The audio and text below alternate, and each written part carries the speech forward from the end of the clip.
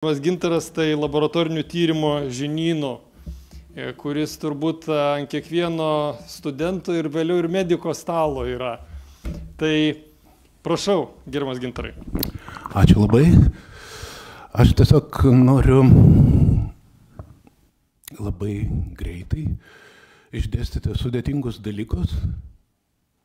Esu didelis šalininkas skiepų. Manau, kad skiepų atradimas prilygsta, nežinau, ugnies rato, vidaus degimo variklio, penicilino, kontracepcijos, insulino atradimai. Tai yra svarbiausi žmonijos atradimai, ypač turbūt nuo poliomielito. Bet tame kalendoriuje yra keletas juodų dėmių. Iš tikrųjų, mūsų kaip tėvų ar senelių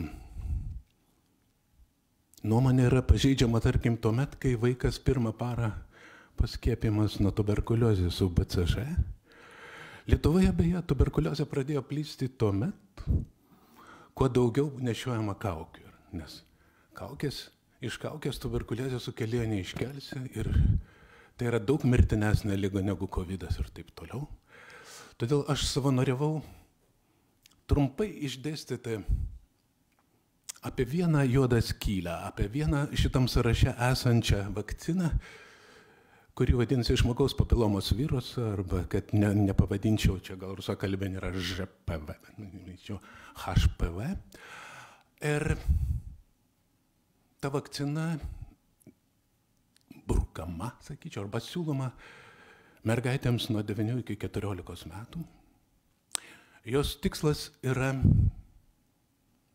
sukelti antikūninę reakcijų mergaitės organizme tuomet, kai pradės aktyvų lytinį gyvenimą po keleto metų, kad karpos sukėlėja, nes papiloma tai lietuviškai yra karpa, lygiai tie patys nevavėžiniai virusai HPV 18 ir HPV 16 sukelia ir karpas gleivinės ir karpas lytiniuose tokuose ir mergaitė nuo jos bandoma apsaugoti. Aišku, visi kalba, kad yra alternatyva neturėti daug partnerių ir taip toliau, bet jeigu jūs nesupyktumėt, aš trumpai papasakočiau apie tai, kaip mūsų asmenybės laisvę riboja tas pats. Tai, kad brukama vakcina. Manęs dažnai klausia, mamos ir tėčiai, o klausyk, 12-metę dukrą skiepyti, ar ne? Aš dažnai sakydavau, aš neturiu nuomonės ir nesu, aš yra už ir prieš, bet kai Jankūnas mane sugundė padaryti pranešimą, dabar turiu labai kategorišką ir stiprią nuomonę, aš esu prieš. Ir pabandysiu jums parodyti, kodėl. Šitam pranešime yra keletas skaidruolių, kur pasirodo, sakykime, klausimas ir 5 galimi atsakymai. Labai kviečiu visus sudalyvauti mintyse. Įsivaizduokit, kad jūs esate Tapino Valinsko laidoje, ten protas, aštrus protas, ir pasistengite anksčiau, negu parodysiu atsakymą, nuspręsti savo, kuris atsakymas yra teisingas. Taigi pradedam. Viena iš šių valstybių sergamumas vėžiu yra pats didžiausias. Danija, Japonija, Etiopija, Vokietija, Egiptas. Teisingas atsakymas yra Danija. Danija užima 1 vietą pasaulyje pagal sergamumą vėžiu. O Etiopija beveik paskutinę, atrodo, ar 3 ar 5 nuo galo. Bet jeigu mes pažiūrėsime į landšaftą Danijos ir Etiopijos, Etiopijoje tiek oriam, tiek geriamam vandenį, tiek žemėje, visur aibė kancerogenų ir teršalų. Etiopija yra viena iš 8 valstybių, kur pasaulis kovoja dėl to, kad nebūtų defekacijos atviroje vietoje. Nes jiems, matot, šitą reikalą atlikti tualete yra nepatogu. Pasižiūrėkit, kiek yra plastikinių butelių, kiek yra sunkiųjų metalų geriamam vandenį, kancerogenų. Ir sergamumas Etiopijoje be nemažiausias pasaulyje. Aš jau žinau, kaip Lietuvai kovoti su vėžiu, defekacija. Ir Danijoje, kur yra ypatingos švaros kultūra, aukštas pragyvenimo lygis, medicininė tarnyba. Danija užima pirmą vietą, Etiopija paskutinę. Kodėl? Ir papiliomos vakcino idėja čia yra glaudžiai susijusi. Nes skiepyt nuo vėžio tai yra labai drąsus iššūkis. O priežastis labai paprasta. Čia tiesiog noriu parodyti, kad Etiopija užima vieną iš 8 vietų, kur savo labai aktyviai kovoja su defekacija atviram lauke. O priežastis yra paprasta, kad vėžiu serga tik tai senyvo amžiaus žmonės. Dabar apie vėžį galima pradėti galvoti apie 65 metų ir kai Danijoje vidutinė gyvenimo trukmė 87, o Etiopijoje 48, tai jie paprasčiausiai neišgyvena iki to amžiaus, kad susirgtų vėžiu. Todėl gal nereikia Lietuvai tokių drastiškų priemonių. Prie papiliomos viruso idėjos dar labai svarbus yra vienas dalykas – peto dėsnis. Labai įdomus dėsnis, 77 metais pastebėtas vengrų mokslininko Peto, nes mes puikiai žinom, kad, sakykime, toks dirbsnius kaip aš už pelytę yra apie 5000 kartų didesnis. Pelė 20 gramų, sakykime, 100 kilogramų. Ir ląstelių manyje yra 5000 kartų daugiau, todėl tikimybė, kad jos supiktybės. Kuo didesnis organizmas, to atrodytų yra didesnė. Deja, paaiškėjo, kad yra absoliučiai priešingai. Kuo didesnis organizmas, tuo gyvena ilgiau ir tuo rečiau serga vėžiu. Ir vėžiu serga tik tai prieš pat gyvenimo pabaigą. Pelytė serga vėžiu, jos gyvenimo trukmė 2 metai. Pradeda sirgti vėžiu, kai lieka 2 mėnesiai gyventi. Ir lyderis šitam yra banginio patelė, kuris sveria bemaž 100 tonų, tai kaip 200 arklių. Ir Wikipedijoje lyderis išgyvenamumo 268 metai, jinai auga iki 70 metų. Auga. 150 vieną kitą vėžiuką gal. Tai aš tiesiog pagalvojau, sugalvoti vakciną nuo vėžio, tai gal geriau sugalvokim vakciną nuo gyvenimo trukmės. Tai yra beveik to paties mastelio klausimas. Vienintelė išimtis peto dėsnio yra namų augintiniai. Jie pasirodo iš tikrųjų, dideli šunys serga dažniau vėžiu, gyvena trumpiau, bet kodėl taip yra? Todėl, kad šunis mes išvedėm tik tai prieš 8000 metų ir jie yra mūsų genetinio eksperimento dalis. Dar vienas dalykas dėl papilomos viruso vakcinos norėčiau parodyti. Vienas iš svarbiausių medicinos istorijos faktų yra 18 amžiaus pabaigoje Londono gydytojas Percivalis Petas pastebėjo, kad seni vyriškiai kažkodėl serga kapšelio, sėklydžių ir šlaunų vėžių. Ir nieks nežino, iš kur ta epidemija. Ir paskui jis pradėjo gerai detaliai gilintis ir sužinojo, kad pasirodo visi tie vyrai vaikystėje, būdami berniukais, lįsdavo į dūmtraukį, dirbdavo kaminkrečiais. Ir mažas berniukas, jis ten tunodamas vamzdyje negali išvalyti suodino krepšiai, suspausdavo į tarp kojų ir ištraukdavo. Ir tokiu būdu berniukas vaikščiodavo visą parą su smalomis, kancerogenais, suodžiais, aplipusiomis kelnėmis. Ką svarbiausia noriu pasakyti, kad vėžiui išsivystyti reikia 10 metų. Ir dabar galvoju, kaip tie vakcinų gamintojai, gudruoliai, kaip jie patikrina, kad jų vakcina veiks? Ne. Pasitoj paaiškės.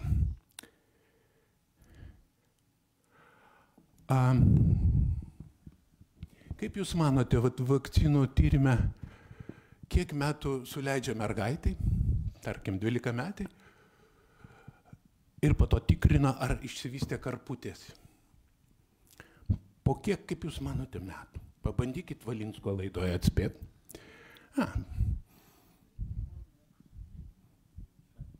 6,7 metų pasitikrindavo, ar vakcina veikia.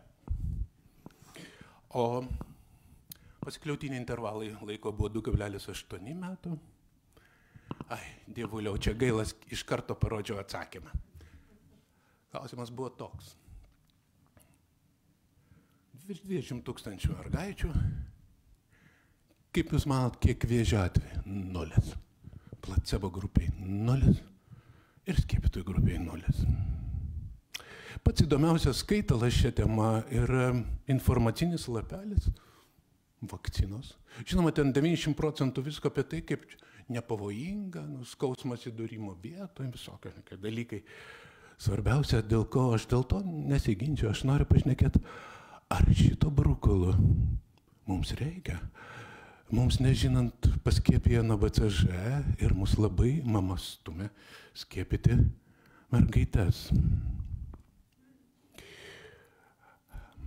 Labai įdomu buvo, aš tiesiog naršiau internete, kaip mokamai galima būtų Lietuvoje išsigydyti odos karpas.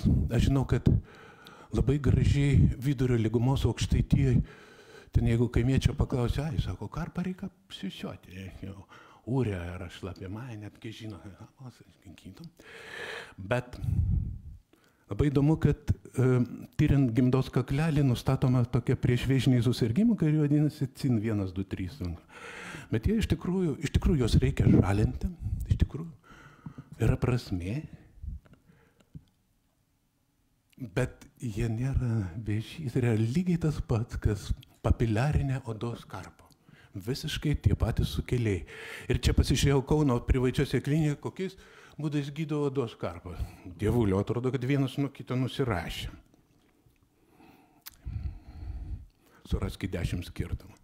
Tiesiog tos pačios karpos, kurios augant rankos gali būti burnos gleivinė, nosiaryklės gleivinė, žarnyno gleivinė, žarnytinių takų gleivinė.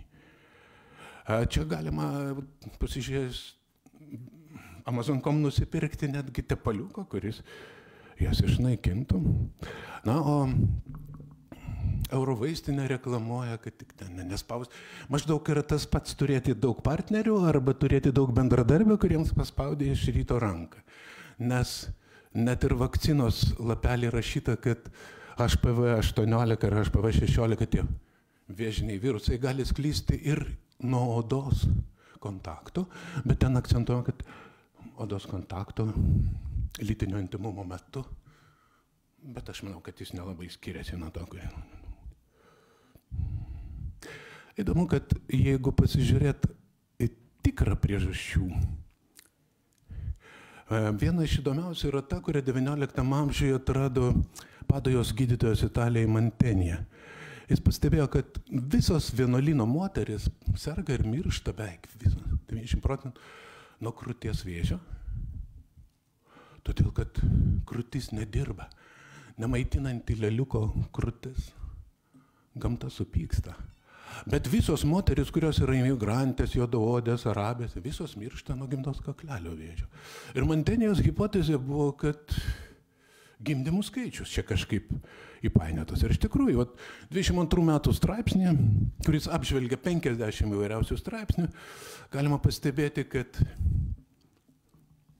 gimdymų skaičius turi be galo didelės reikšmės, savajame suprantama, kaklelis plyšta ir ne visada užgyja. Ir į jį gali patekti daug bakterinių sukėlėjų. Aš tik labai nenorėčiau, kad Lietuvos moteris išsigastų nuo mano pranešimo. Aš džiaugiuosi, kai yra didelės šeimos, pasiturinčios šeimos, kai vaikučiai gali augti ir jų būti daug. Lietuviukai turi būti daug jų.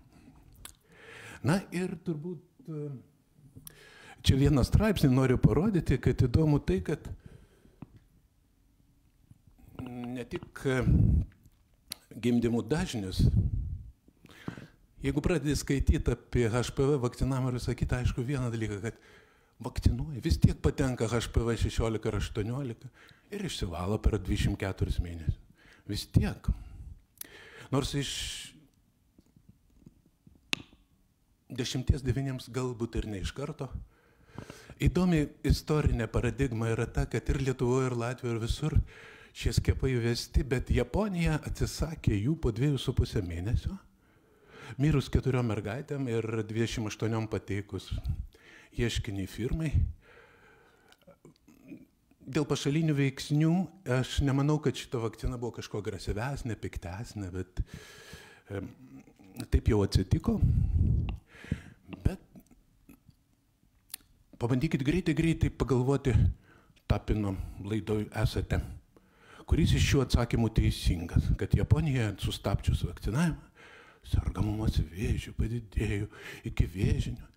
Iš tikrųjų, tai žmogaus teisų pažeidimai. Prasidėjo toks purvas ir vien tik pavadinimus paskaitai, ten koks nors atsirado vienas gydytojas, kuris kovoja su japonų ginekologais ir pediatrais, jis didvyris, o jį visi slegia ir taip toliau ir taip toliau. Ir čia tiesiog noriu parodyti grafikėlį, kurią matosi kaip ir vakcinavimo lyderiai Airija ir Danija. Ir Japonijoje, jeigu apačioje išžiūrite maža žalia linija, tai yra situacija ten, kuri jau neseniai atsirado vėl ir vėl visi Reuteri rašo, japonai pagaliau nebežudo savo moterų. Ir iš tikrųjų randu vieną straipsnį, čia pabandysiu mokslinę informaciją parodyti. Čia, matot, pirmi tokie 4 ar 5 stulpeliai, tai yra sergamumas iki vėžiniais susirgimais moterų, Japonijos moterų tarpe iki įvedimo, po to kiti 5 ar 6 stulpeliai yra po vakcinavimo įvedimo ir paskutinis šoktelėjimas vėl jau nutraukus ir čia yra, visi turim išsigąsti, koks čia baisus efektas.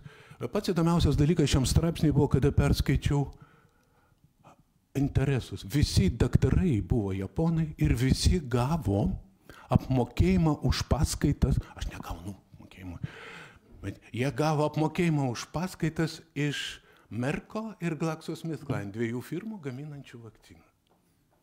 Na, tada aš taip supikau, galvojau, kaip aš čia Klaipėdoje rodysiu visiems. Pasižiūrėsiu, kaip tose valstybėse, kur, na, tarkim, Anglijoje, kur vakcinavimo, kaip tenais tas, nes 2008 metais už vakciną, galima sakyti, buvo suteikta Nobelio premija, kaip ten to vakcinavimo įvedimas sumažino sergamumą. Ir čia, žinot, Anglija yra, aš tiesiog šiaip pasiėmiau Anglijos sergamumą ir dabar įdėsiu rodiklio, kada pradėtas vakcinavimas. Bečioliai, nieks nesumažėja. O čia yra išskirtos moteris pagal amžių. Švis įdomu, kad tas šoktelimas, padidėjimas yra būtent jaunų moterų tarpe. Aš įtariu dėl to, kad jas vakcinavo ir paskui norėjo visiems, labai dažnai darydavo jiems tyrimus, kad žiūrėkit, koks geras efektas ir vieną kitą kartą surasdavo vėžiuką. Čia yra kaip vakcinavimas, pasižiūrėkit, kad Šveicarija nevakcinuoja, o žalia spalva pažymėtos atsilikėlės valstybės, kurios nevakcinuoja berniukų. Ir viena skaidrių, kad vis dėlto kažkodėl, kaip pateikia dabar naujausius pranešimus, pavyzdžiui, parodo tokias valstybės kaip Etiopija ir sako, kodėl pas jos tiek daug gimdos kaklelio vėžių. Ogi todėl, kad ten nieks nevakcinuoja. O turtingos valstybės jau apsivertė Daniją su Etiopija vietomis, kada kalbam apie konkretų vėžiuką. O ten ne dėl to, o dėl ko? Dėl to, kad gimdymų skaičius yra daug kartų didesnė. Ir jeigu pasižiūrėsim, sakykime, gimdymų skaičių, tos pačios mėlynos valstybės, jeigu pasižiūrėsiu sergamumo, čia raudonas spalva svarbi, gimdos kaklelio vėžių ir defekacijos atviros dažnį, visi šitie dalykai sutampa. Paskutinis keletą žodžių, kadangi šiai premijai buvo, šiai HPV vakcinos atradimui buvo skirta Nobelio premija 2008 metais. Jeigu įsivesit į Google 2 žodžius Nobelio premija ir skandalą, tai yra 7 didieji skandalai. Vienas iš jų, sakykime, yra Hitleriui taikos premija 309 metais už Miuncheno paktą, Ribbentropo-Molotovo paktą. Jis negavo Nobelio premijos, bet buvo nominuotas. O Curhausenas gavo. Curhausenas gavo ir čia labai įdomu. Įdomu yra tai, kad Curhausenas 2008 metais gavo, kai 2006 metais pradėta populiarinti vakciną. Už ką jisai gavo? Už tai, kad atrado tos du sukėlėjus. Bet paaiškėjo, kad tuo metu vienintelė firma, kuri gamino vakciną, buvo AstraZeneca. Tai buvo švedų firma Stokholmo mieste, Stokholmo Karolinsko ligoninėje suteikiama Nobelio premija. Ir du žmonės iš akcininkų tarybos buvo Nobelio premijos konsultantai. Beje, jam buvo sumokėta po $42,000. Nieko neprikėšė, buvo sumokėta už tai, kad jie sėdėjo akcininkų susirinkimuose. O pažiūrėkim, kaip pozicionuoja šitą reikalą pats Curhausenas. Jam iki 76 metų už darbus suteiktai, sako, o kai 76 baigiau, buvo du mano mokiniai, kurie padarė fantastišką atradimą su PGR reakcija. 50% gimdos kaklelio pavyzdžių buvo HPV 16, o 20% buvo, atsiprašau, o tai kas 80 kitų buvo? Esmė yra tame, kad vėžys yra nepaprastai imlus, antrinė infekcija, visi gydytojai tą žino. Ne tik virusams, bakterijams, pirmonėms, grybeliams ir viskam. Ir tiesiog noriu užduoti tokį klausimą dar Tapino lygio. Dėl ko pateka Saulė? Dėl to, kad Žemė sukasi aplink Saulę, Saulė aplink Žemę, Žemė sukasi aplink savo ašį, ar sugėda gaidžiai? Jūs juokais, bet aš visai neseniai sužinojau, kad iki 19 amžiaus vidurio ir Europos, ir Lietuvos ūkininkai galvoja, kad gaidžių sugėdojimas yra svarbiausia. Net kovodavo ten atimti iš kaimyno geresnį gaidą. Aš lietuvių ūkininkas pilnai suprantu, nes pats nekartą įsitinka, kad tas sakinis požymis, kad vištos maudosi smėlyje, reiškia bus lietaus. Tai kaip dabar lietuvių ūkiai višta, ką geresnė už gaidį, gamtos reiškiniams. Bet kada mes kalbame apie Curhauseno rastus sukėlėjus, mes vieną dalyką turim įsisavinti, kad sukėlėjai yra antrinis. Pirma atsiranda vėžiukas ir jis tampa nepaprastai imlus viskam. Ir todėl tik atrodo, kad gaidžio sugėdojimas sukelia Saulės patekėjimą. Jie tiesiog šiek tiek sutampa laike. Ir tą pačią gaidą noriu pasakyti, kad Lietuvoje galbūt reikėtų perskirstyti lėšas. Čia įdomus dalykas, kaip Danijoje gesta vakcinavimas. Visi kaltina, firmos kaltina japonų žiniasklaidą. Ir prieš ruošdamasis pranešimui neturėjau tik žinių, bet čia yra mano anūkė, kurie dabar 12 mėnesių, kaip bus 12 metų. Mes šiuo klausimu padarė sprendimą. Kaip perskirstyti Lietuvoje? Dabar, sakyčiau, didelė dalis pinigų perkamos vakcinos.